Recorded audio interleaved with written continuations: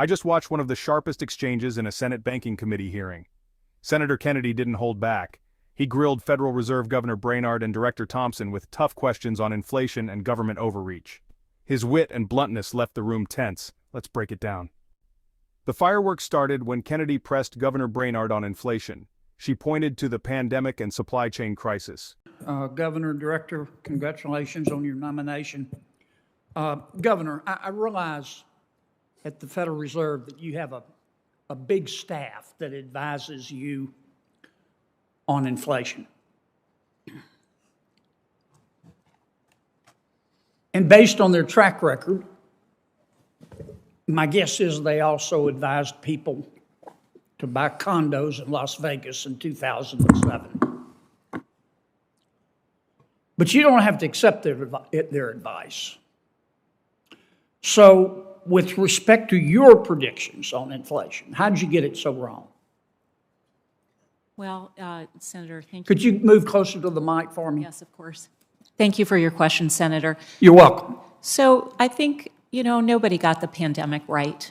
The pandemic is unprecedented. Yeah, but I'm asking you about inflation. Yeah, so I think as forecasters, private forecasters, certainly the forecasters, the SEP, the whole committee, we thought that perhaps we would see a more rapid resolution of the pandemic and the supply-demand mismatches, So in particular in cars. Excuse me for interrupting, energy. but I don't have much time. Do you think, are you saying that inflation was caused by the pandemic? So we certainly have seen the perpetuation, for instance, of the Delta variant leading to Yes, ma'am, but are you saying that the inflation is caused by the pandemic? I certainly think the supply-demand imbalances that have been the biggest contributors to the very high inflation we've seen are directly attributable to supply chain issues, distortions in demand. But Kennedy wasn't buying it. He fired back with a sharp line. I don't see people going around coughing inflation on each other. Here's what troubles me about that. I'll agree that inflation is spreading, but I don't see people going around coughing inflation on each other. I think, and I understand supply chains matter, but so does the demand side, and so does too much money chasing too few goods. And I don't think, and I don't think any fair-minded person thinks that inflation is solely the result of the pandemic. Let me move on. It showed how divided leaders are on inflation's cause. Kennedy shifted to a big issue. Should regulators pressure banks to stop lending to oil, gas, or gun companies? Ma'am? No. Okay. Do you think that those federal regulatory authorities should use their power to discourage private banks from lending money to gun manufacturers and dealers? It's not our job. We don't tell banks what sectors to lend to. We just ask them to risk manage, and we make sure they have good processes in place. I agree with you, and I thank you for that. Will you issue a statement to that effect if you're confirmed?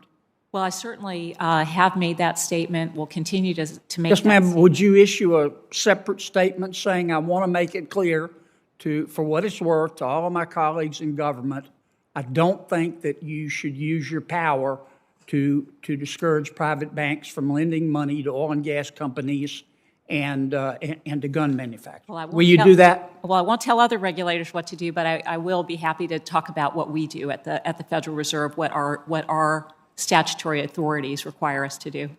Okay. I'm going to follow up with you on that. Okay? Senator? I take that as a yes, and I'm looking forward to that statement. He asked simply, should government have that power? Brainard said no, it's not their job to dictate lending by sector. Kennedy, not missing a beat, said he'd be following up. That's classic Kennedy, pushing until he gets a commitment. Before we dive into the next explosive exchange, if you like seeing senators challenge powerful officials, hit that subscribe button so you never miss when Kennedy, or anyone, takes these hearings to another level. Kennedy questioned Director Thompson about President Biden's risk rating 2.0 for the National Flood Insurance Program. He warned it could raise premiums from $1,000 to $5,000 or $6,000 for millions. Thompson admitted she wasn't familiar with the details. Kennedy reminded her this is about housing affordability for everyday Americans. Director, gosh, this is America's debt. I'm not going to have time to ask you about it because I want to ask Director Thompson a quick question. Yes, Director Thompson. Madam Director, are you familiar with President Biden's risk rating 2.0 pricing scheme for the National Flood Insurance Program? Sir, I'm not familiar with the details of that program. Well, I need you to take a look at it. You talk about affordability. President Biden is about to make housing for at least 5 million Americans unaffordable by raising their flood insurance from $1,000 a year to $5,000 and $6,000 a year, and you're going to have a problem.